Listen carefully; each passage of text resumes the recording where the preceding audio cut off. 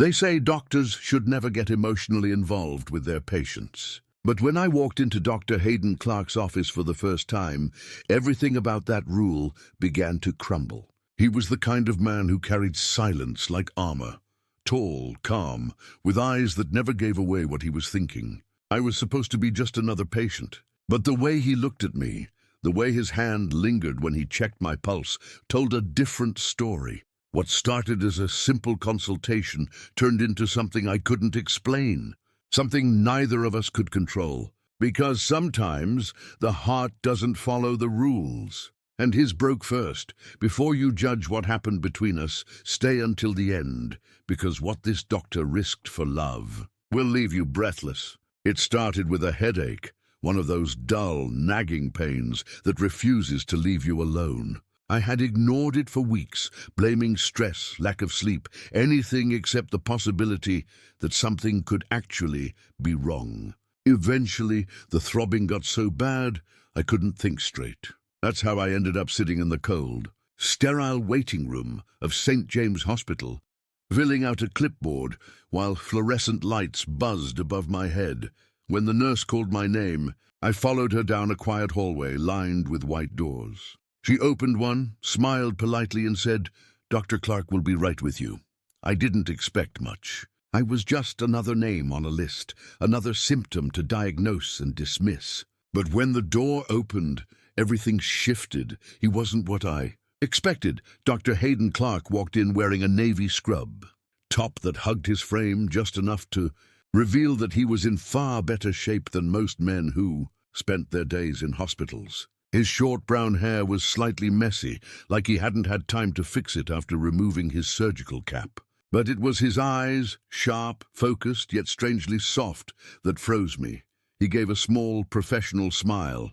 "You must be Daniel." His voice was calm and deep, the kind that carried authority without trying. I nodded, suddenly aware of how fast my heart was beating. "Headache, right?" he asked, glancing down at my chart. "How long have you been having it?" "About a month," I said, trying not to sound nervous. He looked up, those grey eyes locking on mine. "A month?" "Yeah, I thought it was stress." "Maybe," he said, moving closer. "But stress doesn't always explain everything. Let's take a look." He stepped behind me, close enough that I could smell the faint scent of soap and something warmer, maybe cedarwood. His fingers brushed the back of my neck as he adjusted my posture to check my reflexes. The touch was light, professional, but it sent a shiver through me anyway. "Any dizziness?" he asked. "Sometimes." He placed his stethoscope against my back. "Deep breath for me," I obeyed, inhaling slowly. My chest rose, and I felt the cool metal against my skin, followed by the warmth of his hand pressing gently on my shoulder. Another breath. Another heartbeat I couldn't hide. When he finally stepped back, I turned to face him, and for a second, neither of us spoke. His eyes studied me, like he was searching for something that didn't appear on any chart. Then he blinked, the doctor returning to the surface. "I don't think it's anything serious," he said, "but I'd like to run a few tests, just to be sure." Of course, he paused, writing notes on his clipboard. "Do you have someone who can drive you home after?" "Just in case?" I laughed awkwardly. "No, I'm single, and my friends are terrible at playing nurse." He smiled for real this time, a small curve of his lips that softened his whole face. "Then I'll make sure the nurse calls you a ride." For a second, it felt like there was more he wanted to say. But instead, he just nodded and left the room. When the nurse returned, she told me Dr. Clark had already scheduled my follow-up appointment. Personally. I didn't think much of it then, but something about it felt unusual. That night I couldn't stop thinking about him. I told myself it was just because he was my doctor, that it was natural to be drawn to someone confident, calm, and capable. But deep down, I knew it was more than that. There had been something in his eyes, a flicker of emotion he tried to hide. 2 days later, I was back at the hospital for scans. He met me in the hallway, hands in his pockets, looking more relaxed than before. "Hey," he said softly. "You doing okay?" "Better, I think," he nodded. "Good. We'll get the results soon. Don't worry too much," I smiled. "You're saying that like I'm already worrying," he smirked, tilting his head slightly. "You are.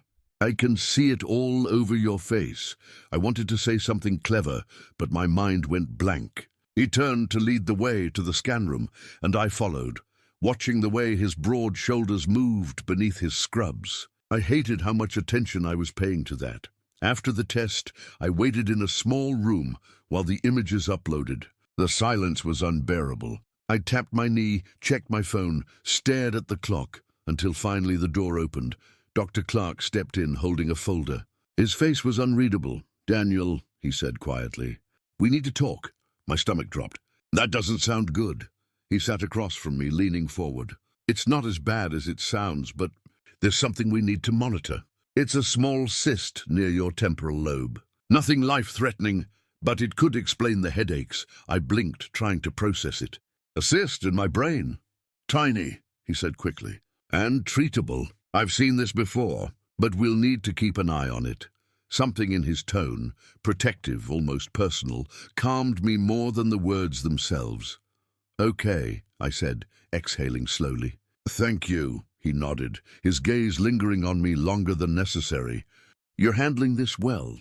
"I'm trying." "Good," he said softly. Then, almost under his breath, "You remind me of someone." "Someone?" I asked. He hesitated, eyes flicking to mine, and for the briefest second the professional mask slipped. There was sadness there, maybe even longing. Then the door opened behind him, and the spell broke. A nurse entered with more papers, and he stood up immediately, his voice returning to that calm, clinical tone. "We'll schedule your next appointment next week.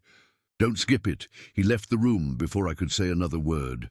I watched him walk away through the glass panel, that same quiet strength, that same impossible distance. And yet, I knew something had changed, because the way he said my name wasn't the way a doctor says his patient's name. It was the way someone says it when it means more than it should. When I returned to the hospital a week later, the sky outside was heavy with rain. I remember standing under the awning, watching the downpour blur the city into a wash of grey and silver. Everything about that day felt quieter, like the world itself was holding its breath. The receptionist smiled when I gave my name.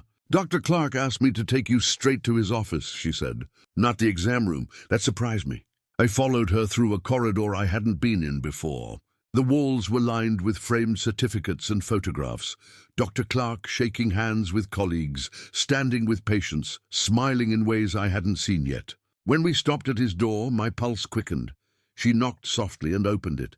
"Your patient's here, doctor." He looked up from his desk.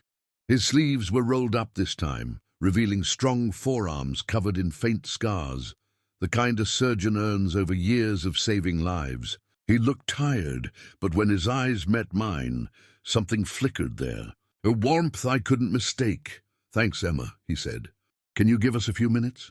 The door closed behind me, leaving only the sound of the rain against the window. "Daniel," he said, leaning back in his chair. "You came. You told me not to miss the appointment," I said, forcing a smile. He chuckled softly. "That's true, but I wasn't sure you'd actually listen. I try to be a good patient." His smile faded, and he gestured toward the chair across from him. "Sit down." I did. For a moment he said nothing, just looked at me, his fingers pressed together, his jaw tight like he was holding something back. Then he opened the folder in front of him. "I reviewed your scans again," he said. "The cyst hasn't changed, which is good, but I still want to monitor it every few weeks. If it starts growing, we'll need to intervene." "Intervene how?" "Surgery," he said plainly. "But let's hope it doesn't come to that." I nodded, but my mind was somewhere else. On the way, his eyes kept drifting toward me, not in a professional way, but in a way that made my chest ache. He closed the folder and exhaled. "Can I ask you something personal?" I hesitated. "Sure," he leaned forward slightly. "How are you?" "Really?" "Not just physically." I stared at him, unsure what to say. "I don't know." Scared, I guess, but also calm in a strange way. Calm. "Because you're handling it," I said, realizing how that sounded. "I mean, I trust you." He smiled faintly, looking down at his hands. "You shouldn't put that much faith in people like me, Daniel. Doctors make mistakes." "We're human too, I know," I said softly. That's probably why I trust you. Something shifted in his expression. He looked away, running a hand through his hair, then stood and walked to the window. The rain had slowed to a mist, and light filtered through the blinds, tracing the line of his shoulders. "I wasn't always like this," he said quietly. "Careful, distant. What do you mean?" He didn't turn around. "A few years ago, I crossed a line. With a patient, my heart skipped. I thought it was love," he continued. "Maybe it was. But when it ended, it ruined more than I expected. My reputation, my confidence, my ability to see where the professional ends and the personal begins. I swore I'd never let it happen again." He finally looked at me. His eyes were raw, stripped of all the calm professionalism I'd seen before. "But lately," he said slowly, "I've been afraid I might break that promise again." The words hit me like a wave. The room suddenly felt smaller, the air thicker. I didn't know if he wanted me to respond, or if he was just saying it because he needed to. "Hayden," I whispered, unsure whether I was crossing my own line by saying his name like that. He flinched slightly at the sound of it. Then, with a breath that seemed to carry years of restraint, he sat down beside me. "I'm sorry," he said. "That was unprofessional."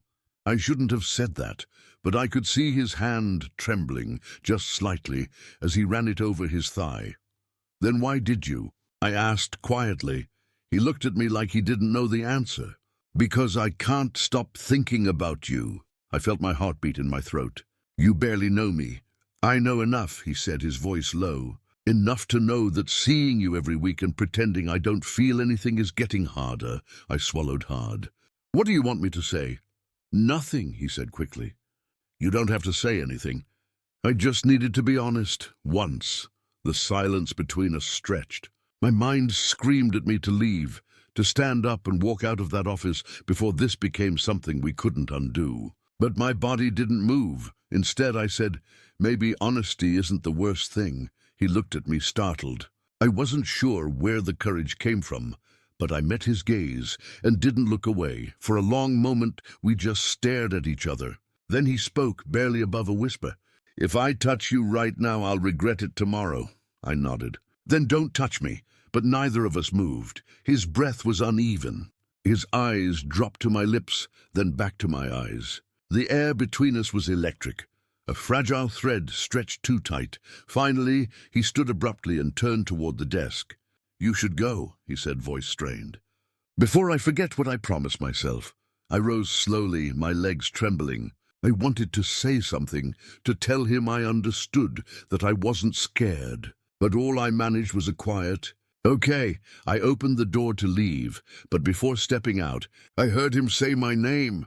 "Daniel." I turned. He looked torn apart, standing in the middle of the office like a man fighting his own shadow. "Don't come next week," he said. "I'll have another doctor assigned to your case." The words felt like a knife, but I just nodded. "Goodbye, Dr. Clark." When I stepped into the hallway, I finally exhaled and realized my hands were shaking as much as his had been. I didn't know what was worse, walking away from him or knowing that he was right, because something between us had already crossed the line and there was no way back.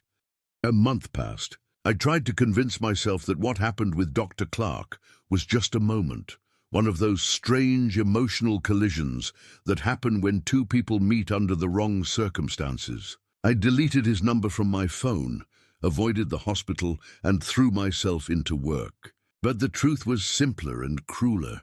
I missed him. Every time I passed a hospital or caught the smell of disinfectant, something in me twisted. I could still hear his voice, that steady, careful tone breaking just enough when he said, "Don't come next week," but life, as always, had its own sense of irony. One Friday evening, my headache came back, sharper, crueler than before, the kind that made light unbearable. I tried to ignore it, but when I almost fainted walking up the stairs to my apartment, fear overrode pride. I called the hospital. They told me to come in immediately. When I arrived, the waiting area was crowded. My name was called quickly, but the nurse who led me down the hall didn't tell me who would see me. I prayed it wouldn't be him. She opened the door to an exam room and smiled. "The doctor will be right in." I sat down, rubbing my temples. A moment later, the door opened, and there he was. Dr. Hayden Clark froze mid-step when he saw me. The clipboard in his hand slipped slightly, his knuckles tightening around it before he spoke. "Daniel." His voice was low, almost disbelieving. "Yeah," I said quietly, avoiding his eyes. "Hi." He closed the door behind him slowly, exhaling. "You weren't supposed to—" He stopped himself. "What's going on?" "Why are you here?" "The headaches are back." Worse this time. Concern overtook everything else in his expression. He set the clipboard aside and crossed the room quickly. "Why didn't you call sooner?" "I thought it would go away." He studied me, jaw clenched. "Lie down," he said softly. I hesitated. The sound of his voice again, calm, commanding, yet trembling underneath, sent a familiar wave of heat through me. I obeyed, laying back on the exam table as he adjusted the light and checked my pupils. Any nausea? "Blurred vision." "A little," I murmured. His hand brushed against my cheek as he tilted my head. It was a small touch, but it shattered me. I saw it in his face too, that moment of loss, of fighting something he couldn't name. He stepped back suddenly. "I'll order another scan. We need to make sure it hasn't grown." I sat up slowly. "You don't have to do this yourself." "I can ask for someone else." He looked at me for a long moment. "No," he said finally. "I'll handle it." Our eyes met, a silent admission of everything we were trying to bury. An hour later, I lay inside the MRI machine, the rhythmic hum echoing in my ears. Through the glass window, I saw him watching from the control room, his face unreadable, hands folded beneath his chin. When the scan was over, he walked me to his office instead of the exam room. I could feel the tension radiating off him. He closed the door behind us and turned, his expression tight. "It hasn't grown," he said, relief washing over his face. "You're okay." "Okay," I said, half laughing, half shaking. "You sure?" "Because I don't feel okay." He exhaled. "Neither do I." Silence filled the room. He leaned against the desk, looking down at his hands like he couldn't bear to look at me. "Why are you doing this?" I asked finally. "Why keep pushing me away like it's helping?" He lifted his gaze slowly. "Because I can't be what you think I am. I can't afford to feel this way." "Then stop," I said. "Stop pretending you don't." His eyes darkened. "You don't know what you're asking me to do." I took a step forward. "I know exactly what I'm asking."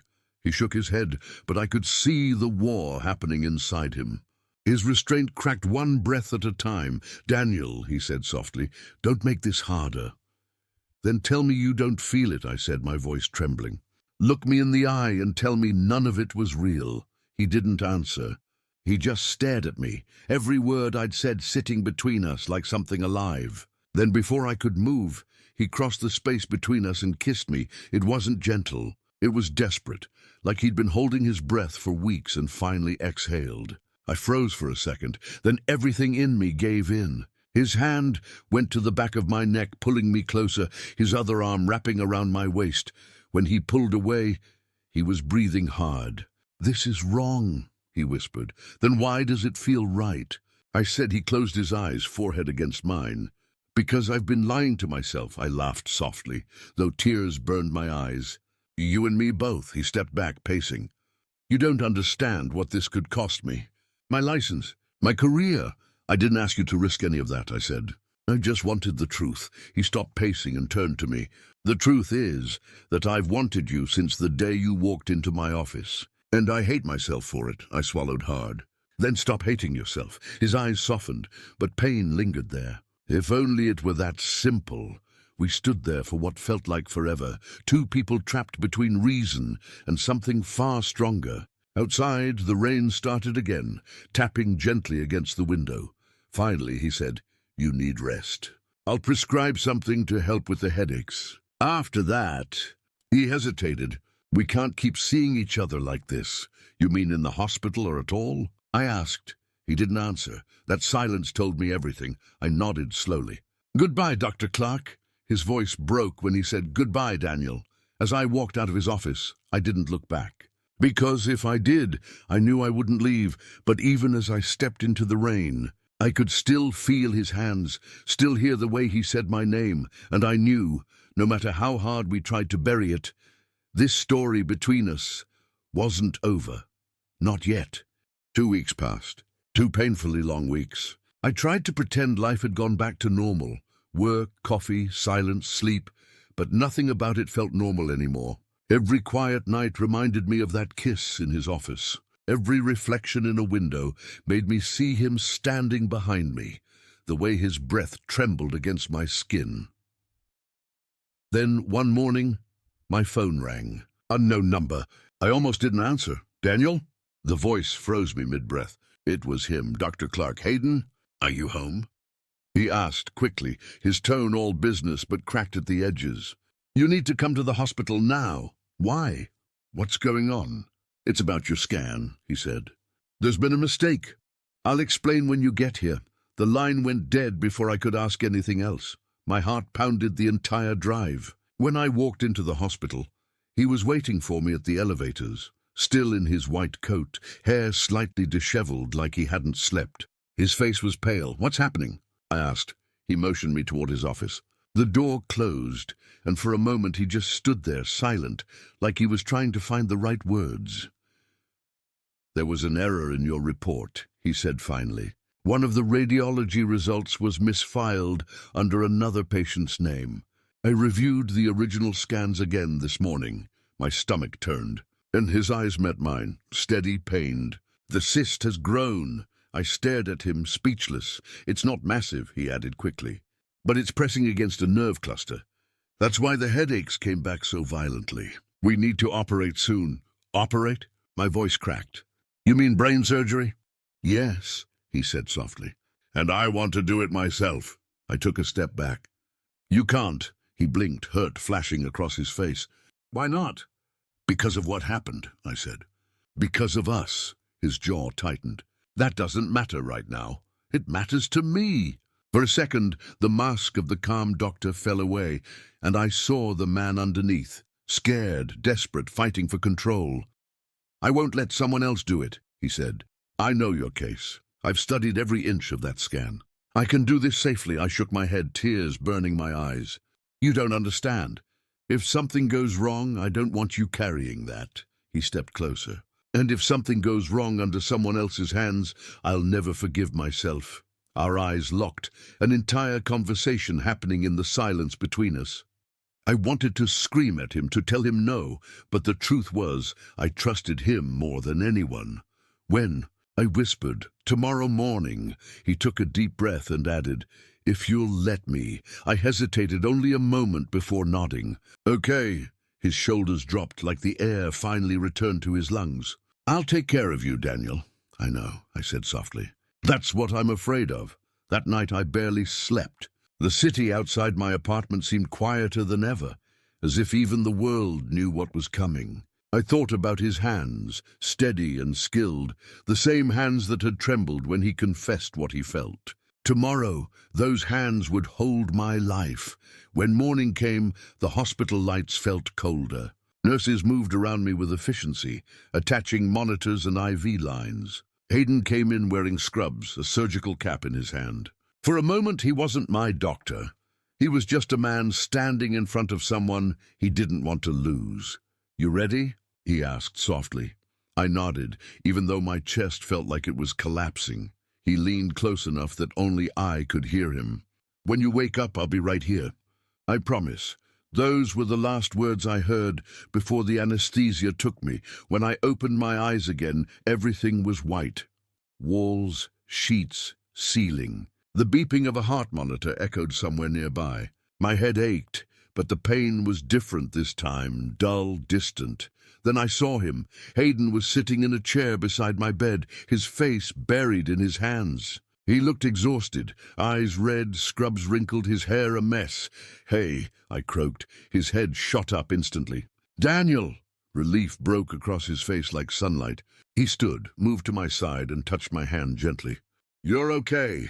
You did great. What happened? The surgery went perfectly, he said, voice shaking with emotion. The cyst's gone. You're safe. I tried to smile, but tears blurred my vision. You stayed.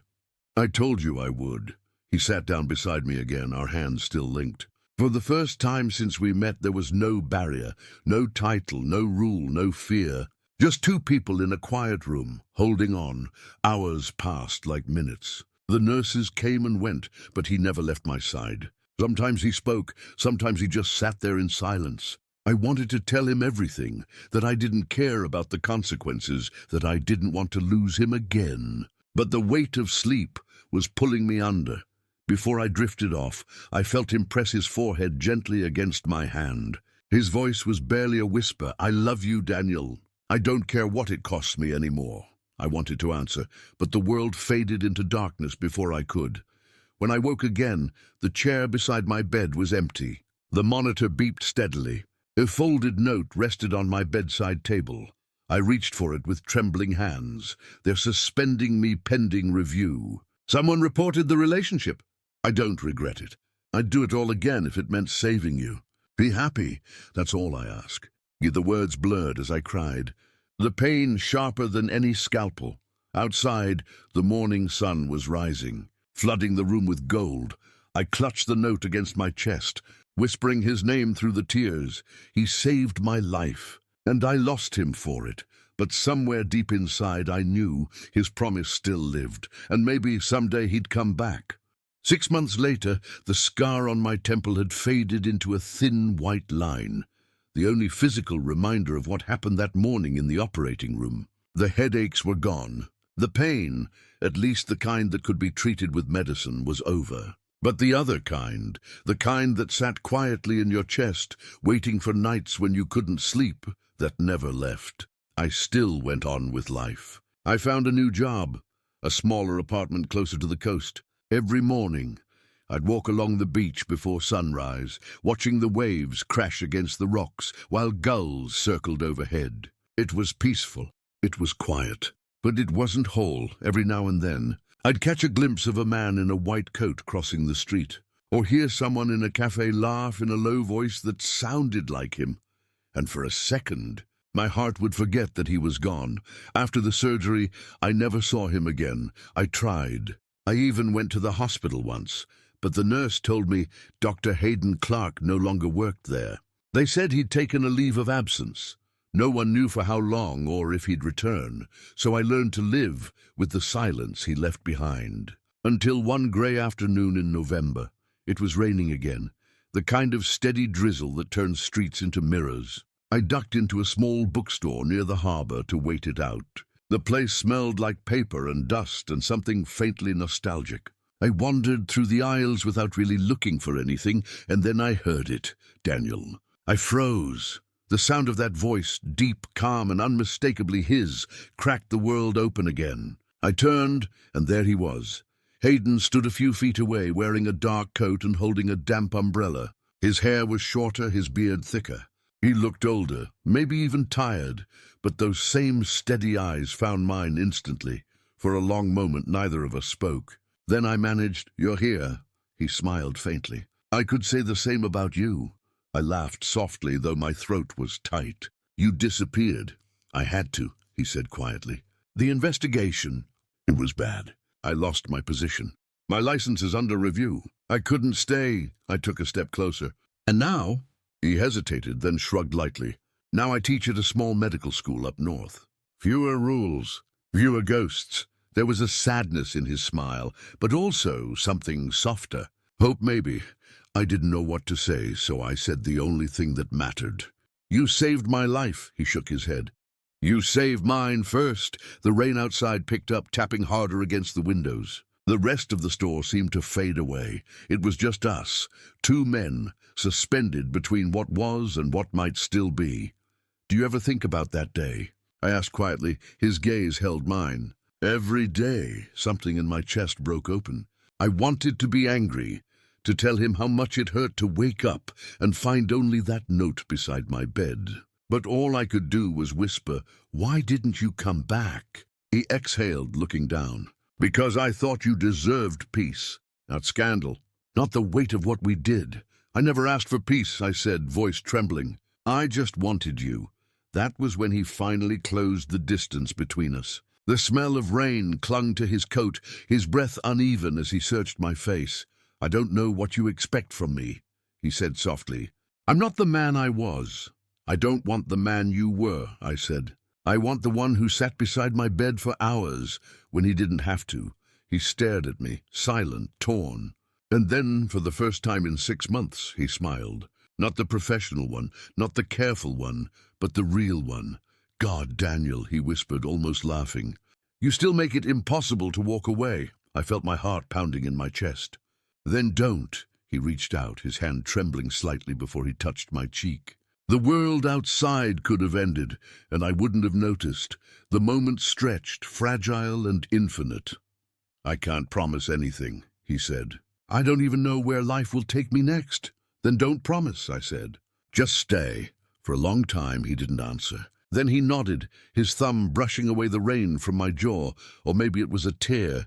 We left the bookstore together. The rain had slowed to a mist, the city washed clean under a silver sky. He walked beside me, close enough that our shoulders brushed occasionally, like the world was testing how much space it would allow us. When we reached the pier, he stopped. The ocean stretched endlessly ahead, wild and grey, waves breaking against the wood beneath our feet. "You know," he said, looking out over the water, "when I operated on you, I kept thinking, if you don't wake up, I'll never forgive myself. And if you do, I'll still lose you." "You didn't lose me," I said quietly. "You just walked away before I could catch up." He smiled, a small, sad curve of the lips. "Looks like you finally did." I laughed through a tear. "Then don't make me chase you again." He turned toward me fully then, his expression soft and unguarded. And under that grey sky he kissed me. Slow, certain and unafraid. No hospital lights, no rules, no goodbyes this time. Just rain, salt air, and the quiet truth we'd both been running from. When we finally pulled apart, he rested his forehead against mine. "I can't fix what happened," he said. "But maybe we can start again, honestly this time." I nodded. Maybe we already have. For once, the ache in my chest eased. The line between pain and peace blurred until it didn't matter anymore. We stood there until the rain stopped completely. Two men who had crossed every line, lost everything and somehow found a way back to each other. Not perfectly, not safely, but honestly, and maybe that was enough.